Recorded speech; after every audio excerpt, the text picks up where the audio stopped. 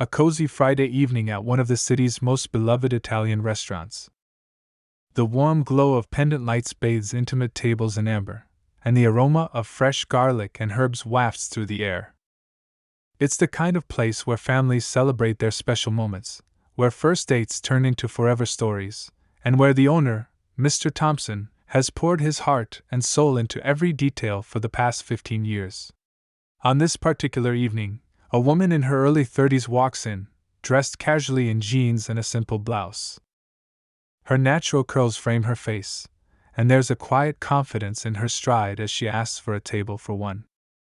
Little does anyone know, this isn't just another customer. This is Sarah Thompson, the owner's wife of 8 years and a successful business consultant in her own right. The restaurant is bustling, with the familiar symphony of clinking glasses and animated conversations filling the air. Sarah doesn't mind waiting for a table. She enjoys observing the restaurant her husband has built from the ground up, the place where they first met when she was just another customer seeking refuge from a rainy evening. That's when Rick steps into the picture. He's the newest waiter, barely 3 weeks into the job, and already known among the staff for his particular way of treating certain customers. As Sarah waits by the hostess stand, Rick walks past, deliberately avoiding eye contact. When the hostess steps away briefly to clean a table, Rick takes it upon himself to address Sarah. "Maybe you should try the burger joint down the street," he says with a dismissive wave of his hand. "It might be more suitable for your budget." His emphasis on the word suitable carries an unmistakable edge, one that makes several nearby guests shift uncomfortably in their seats. Sarah raises an eyebrow, more intrigued than offended.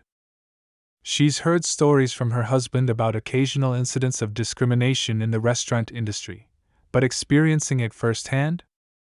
That's different. Instead of revealing her identity, she decides to take a seat at the bar, watching as Rick's behavior unfolds throughout the evening. What follows is a masterclass in prejudice and presumption, as Rick repeatedly demonstrates his true colors not just to Sarah, but to several other guests as well. He's selective with his courtesy, generous with his assumptions, and completely oblivious to the fact that every move he makes is being carefully observed by the one person who could end his career with a single word. But Sarah Thompson isn't interested in quick justice or public humiliation. As she sips her wine and watches Rick's interactions with various customers, she begins formulating a plan, one that will not only address this specific situation but potentially transform the entire restaurant industry's approach to diversity and inclusion. The evening progresses, and Rick's behavior becomes increasingly problematic. He segregates his attention, assigns tables based on appearances, and continues making subtle yet pointed comments that don't go unnoticed by the observant regulars.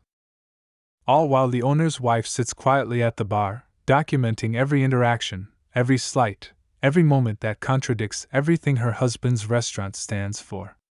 What happens next would send shockwaves through the local restaurant community and become a turning point for how service industry businesses approach staff training and customer interaction.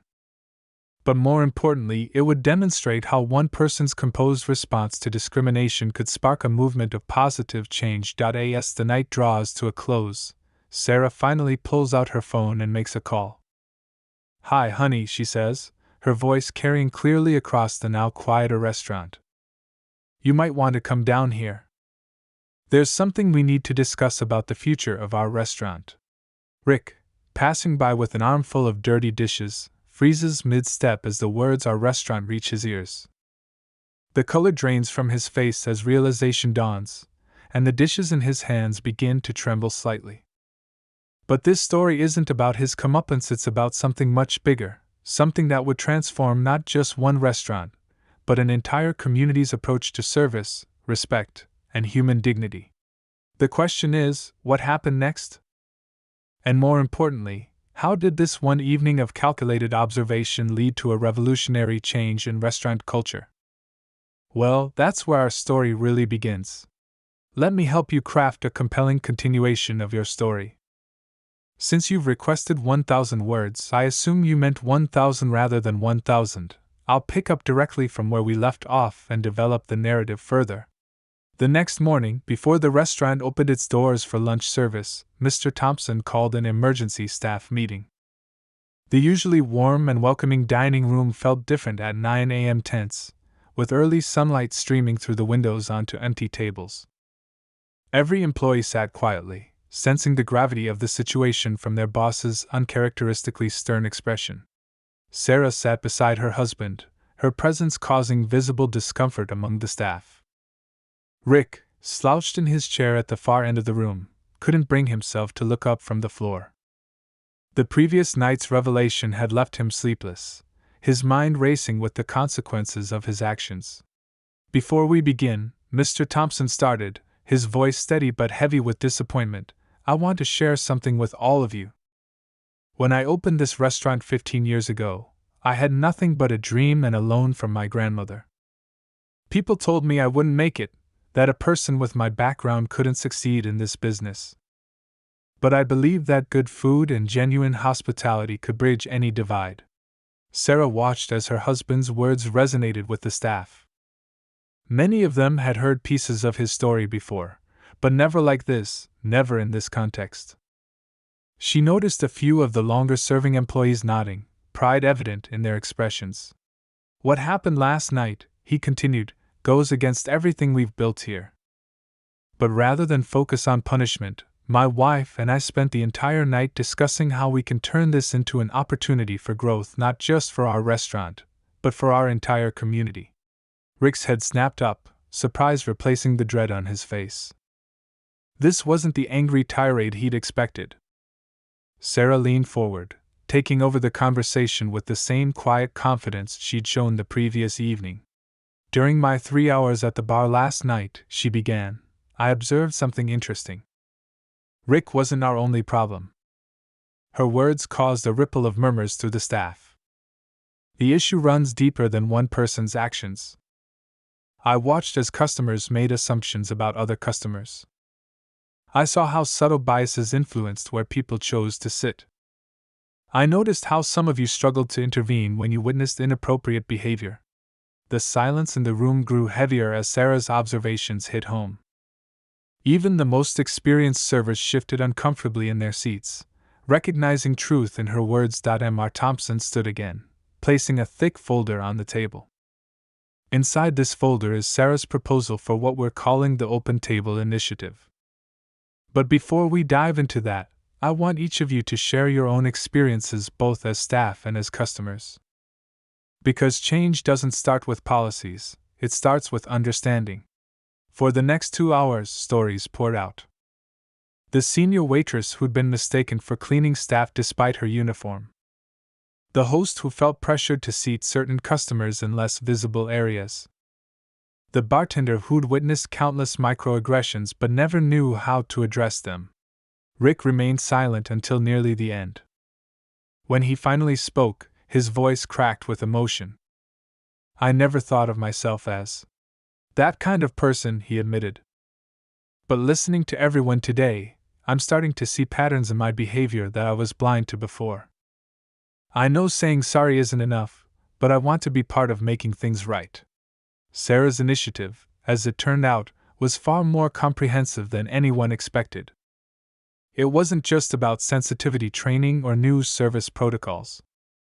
It was about transforming the restaurant into a living laboratory for change, where transparency and accountability would become as fundamental as food quality and service standards.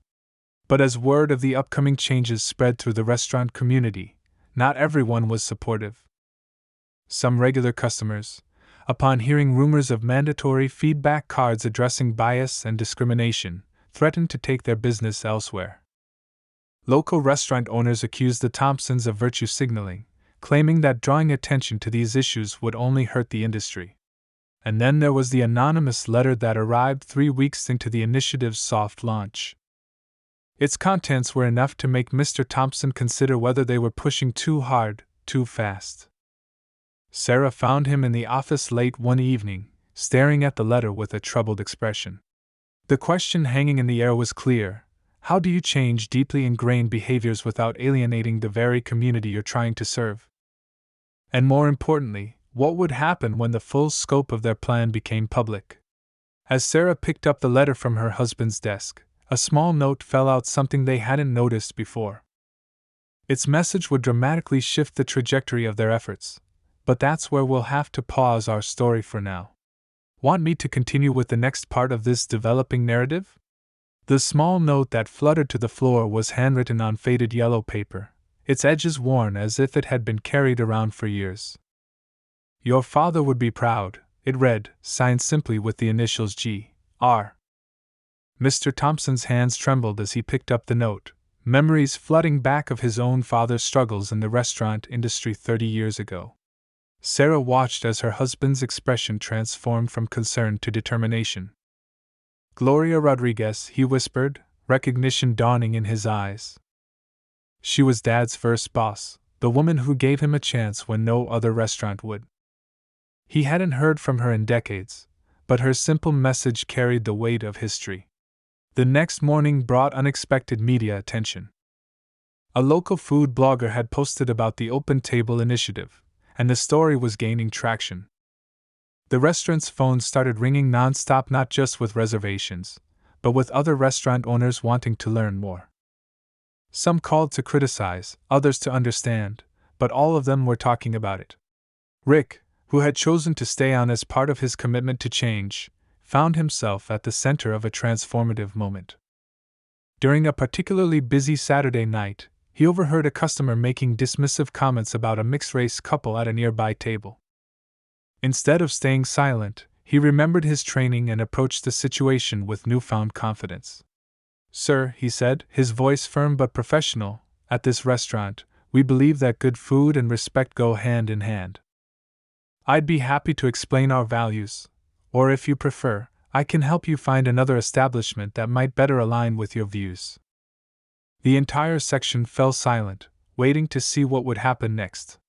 The tension in the restaurant that night was palpable, but it wasn't just about that one interaction. Word had spread that a prominent restaurant critic was doing an undercover story on the initiative, and they had no way of knowing which customer it might be.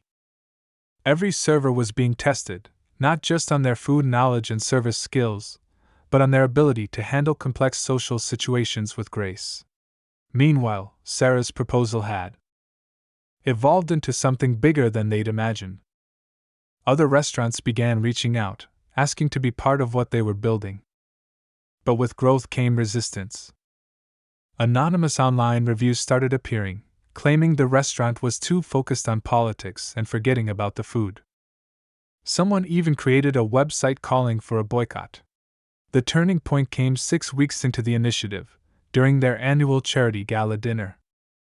The event had always been successful, but this year felt different.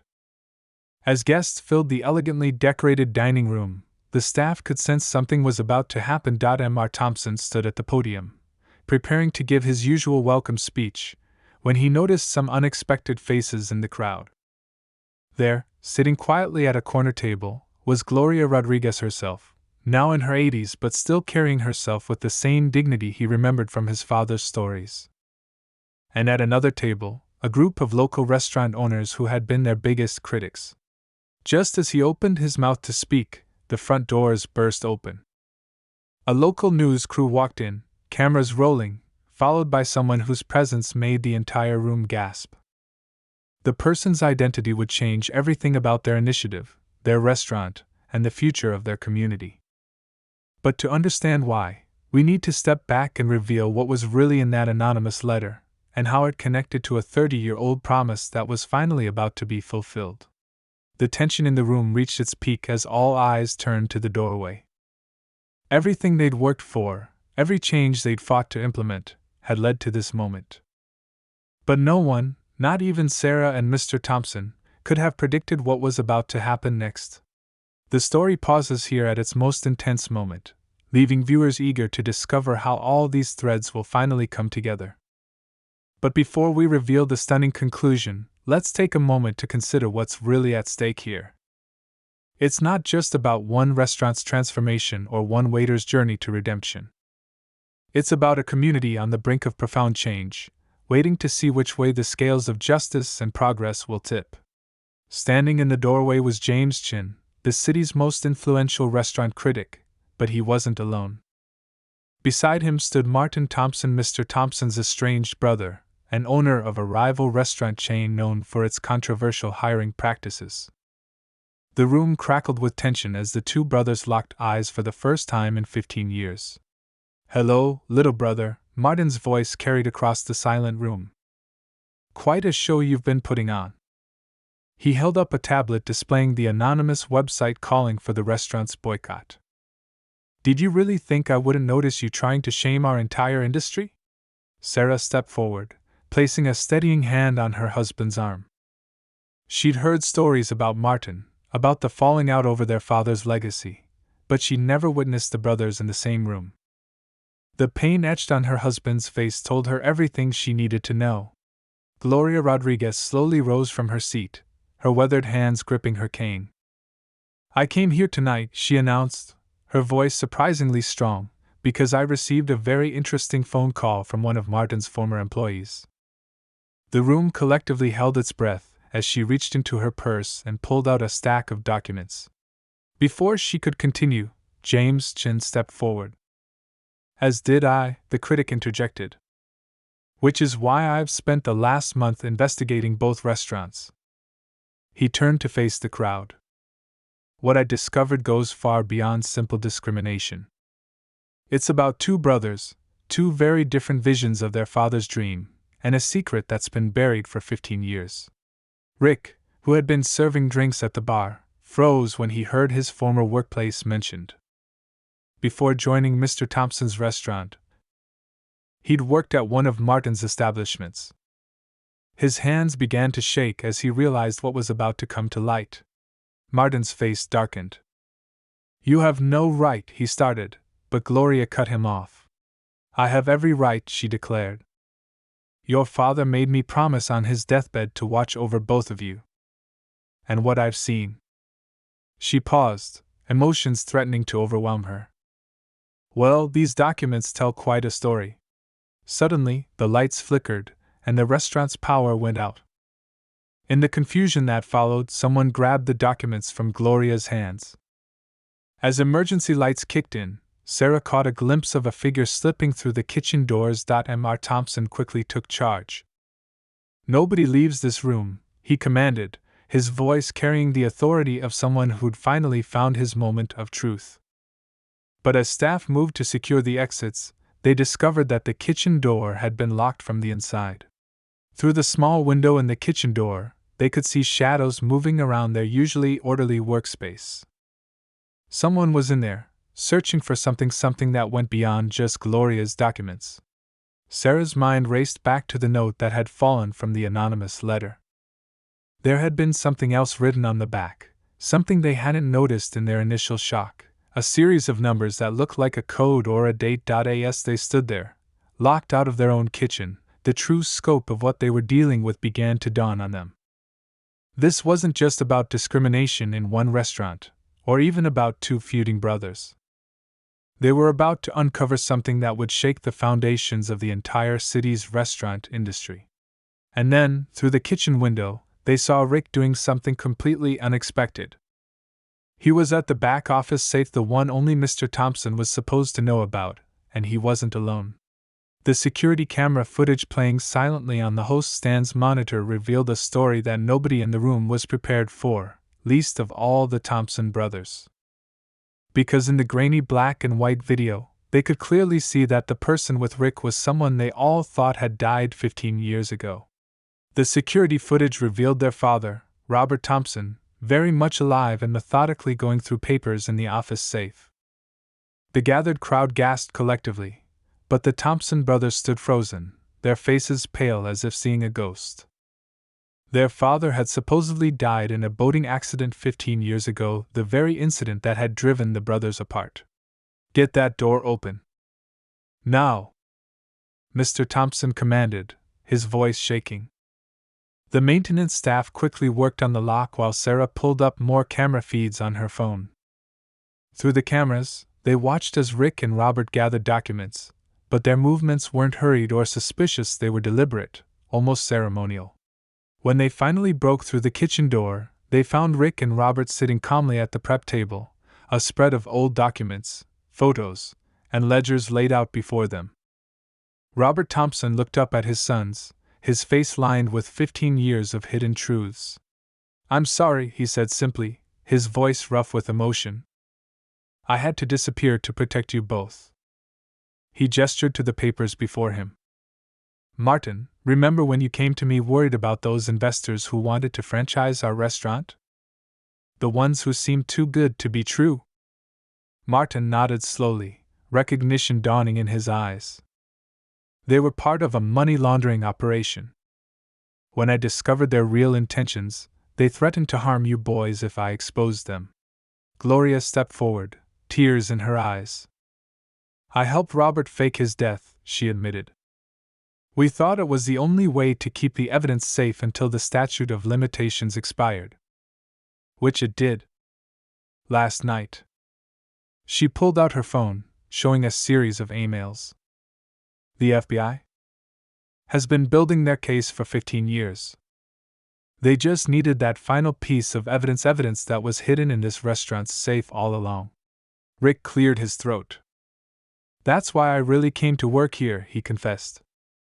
"I'm not a waiter, I'm an FBI agent. We knew the original investors might try to destroy the evidence once the statute expired. My inappropriate behavior was designed to create a controversy big enough to draw attention away from what we were really doing." Sarah laughed suddenly, the sound breaking the tension. "The Open Table Initiative," she realized. "All those media stories, the controversy, the anonymous website. It was all a smokescreen to protect the real operation. But my behavior, the discrimination that was wrong, regardless of the reason," Rick added firmly. "Working here, seeing how a restaurant should really be run, watching how you handled my apparent bias. It changed me. The initiative may have started as a cover, but it's become something real and important." Martin sank into a chair, looking at the evidence of the criminal operation he'd unknowingly almost become involved with. "All these years, I blamed you," he said to his brother. "I thought you changed our father's will to cut me out. But you were actually protecting me." Mr. Thompson moved to his brother's side, placing a hand on his shoulder.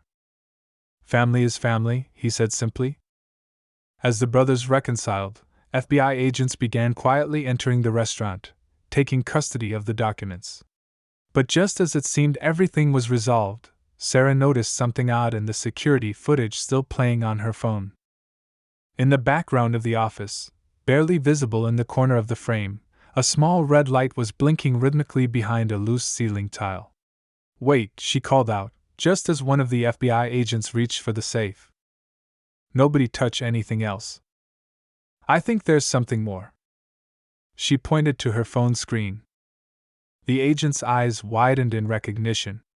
Robert Thompson smiled proudly at his daughter-in-law. "Sharp eyes," he said. "You're right. The documents were never the real evidence. They're just the key to finding it. Should we show them what 15 years of undercover work really looks like?" The ceiling tile shifted slightly, and what they discovered behind it would not only bring down a criminal empire but would also transform the restaurant industry across the entire state. But more importantly, it would prove that sometimes the greatest acts of justice come served with a side of family reconciliation. As news crews gathered outside and FBI agents processed the scene, Sarah watched the Thompson family finally whole again huddled together at their favorite corner table. She pulled out her phone one last time and opened the restaurant's social media account. "Time to tell the real story," she said, smiling as she began to type, "a tale of family, justice, and second chances, served daily at Thompson's." Behind that ceiling tile, they discovered a hidden camera and 15 years' worth of stored data cards containing footage of every illegal transaction, every secret meeting, and every threat made by the criminal organization. Robert Thompson hadn't just been hiding, he'd been meticulously documenting everything from his secret vantage point in the restaurant's ventilation system. 6 months later, Thompson's restaurant had become more popular than ever, but for reasons nobody could have predicted. The Open Table Initiative, which started as a cover story, had sparked genuine change throughout the city's dining scene. Restaurant owners who had initially criticized the program were now implementing their own versions of it. Rick, having completed his undercover assignment, decided to stay on as the restaurant's new general manager. His unique perspective as both a former FBI agent and someone who had confronted his own biases made him particularly suited to training new staff members. Sometimes, he would tell new hires during orientation, "Our biggest mistakes can lead to our most important growth." Martin sold his restaurant chain and joined his brother as a partner at Thompson's. Together, they expanded the restaurant's mission, creating a scholarship program for aspiring chefs from underprivileged backgrounds. The program was named after Gloria Rodriguez, who insisted on personally mentoring each recipient. Sarah's social media post about the true story went viral, attracting attention from major news outlets and even Hollywood producers. But the Thompson family turned down the movie offers, preferring to let their restaurant's daily operations tell their story. Real change, Sarah would say, happens one table at a time. Robert Thompson finally got to meet his grandchildren and took joy in teaching them old family recipes in the restaurant's kitchen after hours. The secret office above the kitchen, once his lonely hideout, became a favorite spot for family gatherings and storytelling. The criminal organization's leaders were all convicted, thanks to Robert's meticulous documentation. The proceedings revealed how they had attempted to infiltrate dozens of family-owned restaurants across the state, making the Thompson family's stand even more significant. James Chin, the restaurant critic, wrote a powerful piece about Thompson's that went beyond food reviews. In an industry built on recipes passed down through generations, he wrote, "The most important inheritance might be the courage to stand up for what's right, even when the cost seems too high to bear." 1 year after the dramatic revelation, the Thompson family hosted a special dinner event. The guest list included FBI agents, local restaurant owners, community leaders, and every staff member who had been part of their journey. The menu featured dishes from every culture represented in their kitchen, each with a story of its own. As Mr. Thompson stood to make his speech that evening, he looked around at the packed dining room, at his brother laughing with former rivals, at Rick teaching young servers about respect and dignity, at his father sharing stories with regulars, and at Sarah documenting it all for their restaurant's history wall. "Food brings people together," he began, "but it's what we do at the table that really matters. This past year has taught us that a restaurant can be more than just a place to eat. It can be a place of transformation, of justice, of healing." The evening ended with Gloria Rodriguez cutting a ribbon to officially open the restaurant's new training center, dedicated to teaching both culinary skills and cultural understanding. As cameras flashed and applause filled the room, she turned to the Thompson brothers and smiled. "Your father's dream wasn't just about food," she said. "It was about building a place where everyone could feel at home. And look what you've created, a home that's big enough for everyone." Today, Thompson still serves the best Italian food in the city, but it's known for something far more important. It's a place where every customer, employee, and dish has a story worth telling, and where those stories come together to create something truly special. And as for that blinking red light behind the ceiling tile? Well, it's still there, not recording evidence anymore, but serving as a reminder that sometimes the most powerful changes happen when we have the courage to look up and notice what others might have missed.